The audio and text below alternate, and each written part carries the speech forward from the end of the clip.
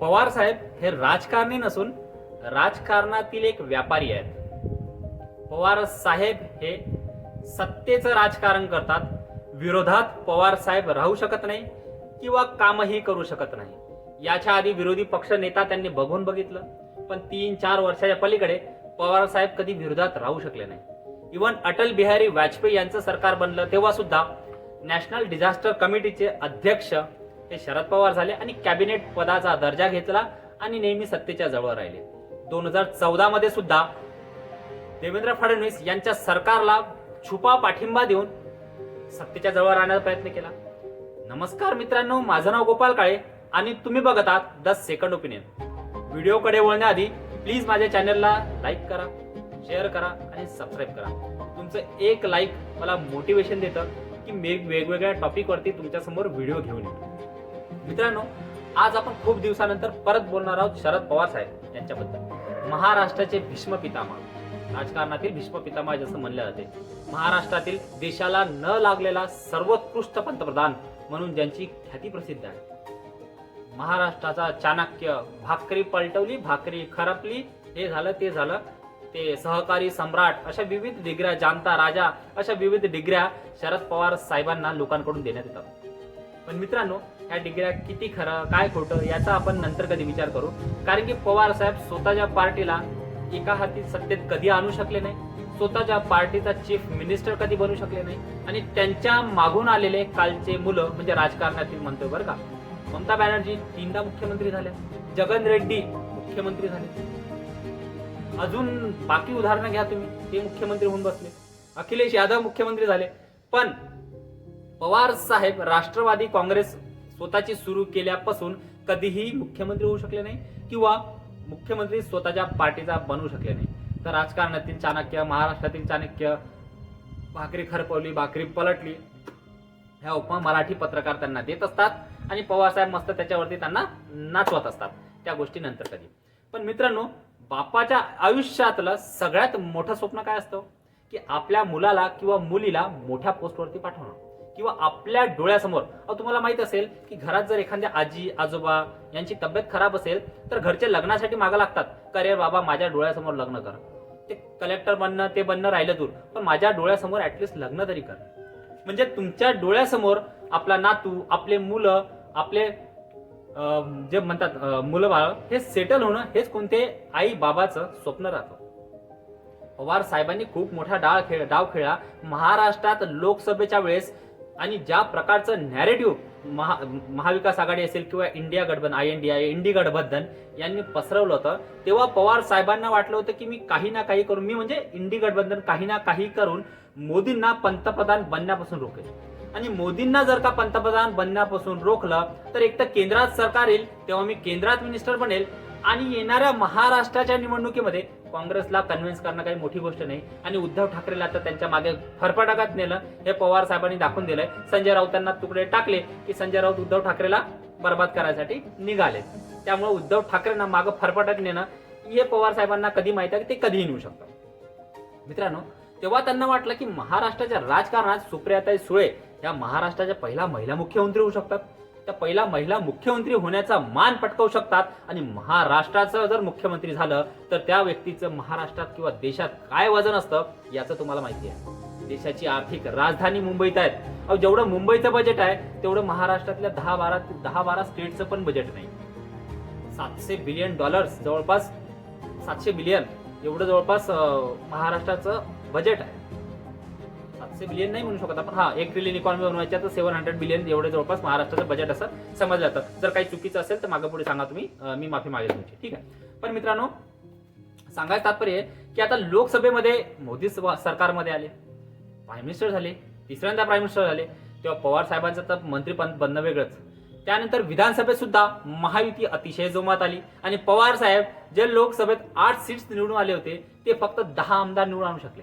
मनोज जरांगे पाटील हे नावाचं भ्रूड जे समाजामध्ये सोडून दिलं होतं आणि समाजामध्ये समाज तोडण्याचं काम चालवलं होतं, तोच समाज मनोज जरांगे पाटील हे अनगाइडेड मिसाईल आहे. अनगाइडेड मिसाईल कशी असते मित्रांनो? एक असते गाइडेड मिसाईल, म्हणजे तुम्ही एखाद्या टार्गेटवरती हिट केली, तो टार्गेट इकडे तिकडे मूव्ह जरी झाला तर त्या टार्गेटला हिट करेल.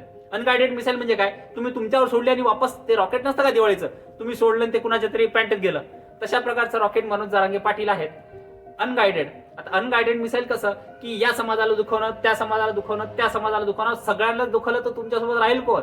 आणि तसंच एक्झॅक्टली महाविकास आघाडीसोबत विधानसभेमध्ये झालं. सगळे समाज दुखवल्या गेले ह्या एका माणसामुळे. आणि याचा फटका असा पडला की महाविकास आघाडीचा दारुण पराभव झाला. ज्या लोकसभेला 8 खासदार पवार साहेबांचे निवडून आले, त्यांचे फक्त 10 आमदार निवडून आले. फक्त 10 आमदार, पवार साहेबांचे फक्त 10 आमदार. जो महाराष्ट्राच्या चाणक्य, जो देशाचं राजकारण फिरू शकतो, जो भाकरे फिरू शकतो, काही करू शकतो, चाणक्य आहे, 10 आमदार. ठीक आहे, म्हणजे होतं, लोकशाहीमध्ये अशा गोष्टी होतात. पण सांगायचं तात्पर्य हे की विधानसभेचा डाव फसला, सुप्रियाताईंना मुख्यमंत्री बनवण्याचा डाव फसला. आता काय उरलं, तर आता फक्त आणि फक्त एक गोष्ट, पवार साहेबांना जेव्हा सत्तेजवळ जायचं असतात तेव्हा ह्या ज्या संस्था असतात त्या संस्थांचा उपयोग करणं सुरू करतात. ते कवी संमेलन झालं, साहित्य संमेलन झालं, अजून कोणतं संमेलन झालं, हा अवॉर्ड देणं, एखाद्या सहकारी कार्यक्रमात बोलवणं, ह्या प्रकारच्या गोष्टी पवार साहेबांना छान जमतात आणि तशा प्रकारे ते सत्तेजवळ जाण्याचा प्रयत्न करतात. मित्रांनो, आता एक गोष्ट लक्षात घ्या, पवार साहेबांना मोदींनी पाणी पाजलं की पाणी पाजून मोदी साहेबांनी पवार साहेबांना बाटलीत घेतलं हे आपल्याला नंतरच कळेल. कारण की ज्या व्यक्तीबद्दल तुम्ही बोलताय, एकूण 50 शरद पवार टाकल्यानंतर जो एक ग्लास रस उरतो ना मित्रांनो, ते मोदी आहे. जो माणूस 12 वर्ष काँग्रेसने छळल्यानंतर 12 वर्ष मुख्यमंत्री राहिला, 10-12 वर्ष आज प्राईम मिनिस्टर आहे, 30 वर्ष ग्राउंडवरती फिरला, कोणतेही पॉलिटिकल बॅकग्राऊंड नसताना, तो व्यक्ती मित्रांनो नकली चाणक्य वगैरे या गोष्टी म्हणाल छान असतात. भाकरी फिरवली, मोदी भाकरी फिरवली वगैरे अशा गोष्टी कधी बोलत नाही, ह्या गोष्टी वेगळ्या. चला ठीक आहे, ह्या गोष्टी आपण नंतर कधी बोलू. पण सांगायची गोष्ट एक की पवार साहेब, सुप्रियाताईंना केंद्रीय मंत्री बनूनच पवार साहेब हे त्याला म्हणतात ना की सुटकेचा श्वास घेतील. कसा, तर मित्रांनो पॉलिटिकली स्टेबल करणं किंवा पॉलिटिकली सेटल करणं सुप्रियाताईंना खूप गरजेचं आहे. कारण की ज्या प्रकारे अजितदादा पवारांनी पक्षावरती पकड मिळवली आणि त्यांना माहिती आहे की अजितदादा आज जर स्ट्रॉंग झालेत आणि आज सत्तेजवळ अजितदादा, केंद्रात मोदीची सत्ता, महाराष्ट्रात बीजेपी सत्ता आणि त्याच्यामध्ये अर्थमंत्री अजितदादा, ते येणाऱ्या 5 वर्षामध्ये आपण 90 वर्षाचे होऊ तेव्हा आपण भाषण देण्याच्या, फिरण्याच्या, रॅली घेण्याच्या कंडिशनमध्ये असू की नाही, देव करो त्यांना मोठं आयुष्य मिळो, पण त्या कंडिशनमध्ये असो की नाही याची काळजी ही पवार साहेबांना नक्कीच आहे.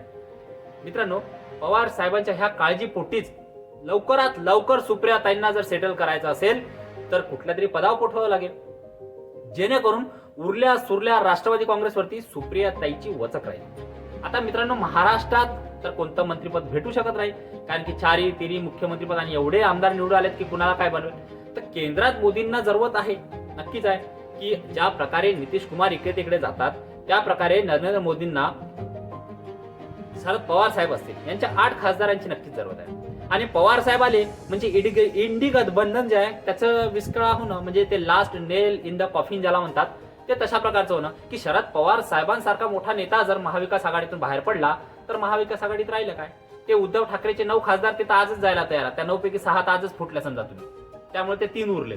आणि पवार साहेब इकडे आल्या म्हटल्यानंतर ते पहिले फुटतील, उरलंच कोण. तो उद्धव ठाकरे विचार करत बसेल की ते संजय राऊताच्या नादी लागलो आणि काय झालं, ते संजय राऊत काँग्रेसमध्ये चालले, थांबा जरा, त्याच्यावर नेक्स्ट व्हिडिओ बनवून करता येईल. तर मित्रांनो, सांगायची गोष्ट ही की पवार साहेबांची गरज मोदींना आहे आणि मोदींना पवार साहेबांची थोडीफार गरज आहे. त्यांचे 272चा जुगाड झालेला आहे. ते 2027 मध्ये अखिलेश यादवची जे उत्तर प्रदेशमध्ये निवडणूक आहे ना, ते 30 खासदार त्यांचेच फोडणार आहेत. ते 30, 32, 25 आमदार खासदार तिकडेच फोडणार आहे. त्यांनी 272चा इंतजाम करून ठेवलेला आहे. त्यामुळे वक्फ बोर्ड असेल, अजून कोणतं बिल असेल, त्याच्यावरती न भिता सरळ समोर चालले. आणि ज्या प्रकारचा महाराष्ट्रात, हरियाणामध्ये आणि दिल्लीमध्ये रिझल्ट लागला त्यानंतर ते कुणाला भीत नाही. आता त्यानंतर त्याचं टेन्शन नाही. ते नितीश कुमार फोडून जाण्यासाठी याच्यासाठी भितात की 12 पैकी किती खासदार त्यांच्यासोबत आहेत त्यांचं त्यांनाच माहित नाही. त्यामुळं पण तरी पण एक सपोर्ट असतो. राज्यसभेमध्ये नरेंद्र मोदींना नेहमी शरद पवार छुपा पाठिंबा करतात. कसं, एखाद्या बिलवर वोट करायची वेळ आली की बाहेर निघून जातात राष्ट्रवादीची माणसं, माहिती आहे ना तुम्हाला. तर आर्टिकल 370च्या वेळेस काय झालं, पवार साहेबांच्या पार्टीने वॉकआउट केलं. वॉकआउट केलं म्हणजे काय केलं, तुम्ही सपोर्ट केला ना इनडायरेक्ट. तुमचं मत विरोधात जाणार होतं, आता विरोधात जाणार मत तुम्ही टाकलंच नाही. मग याचा अर्थ काय, विरोधात जाणारं मत कमी झालं. तर मित्रांनो, येणाऱ्या 2, 4, 6 महिन्यामध्ये तुम्हाला दिसेल की सुप्रियाताई सुळे ह्या महाराष्ट्रात नाही तर केंद्रात मंत्री झालेल्या दिसतील. आणि नरेंद्र मोदींना देश बळकट करण्यासाठी, नरेंद्र मोदीचे हात बळकट करण्यासाठी गोष्टी करून शरद पवार साहेब त्या गोष्टींना शुगर कोटिंग करून आपला पुरोगामी विचार गुंडाळून ठेवतील आणि प्रधानमंत्री नरेंद्र मोदी यांना समर्थन करतील. सुप्रियाताई, आजच तुमचं अभिनंदन. येणाऱ्या काळात केंद्रीय मंत्री तुम्ही बनणार आहात आणि त्याच्यासाठी तुम्हाला शुभेच्छा. तुमचं मत काय प्लीज कमेंट बॉक्समध्ये सांगा आणि जर मला तुम्ही सपोर्ट करू इच्छित असाल तर प्लीज खालच्या डिटेलवरती सपोर्ट करू शकता. धन्यवाद.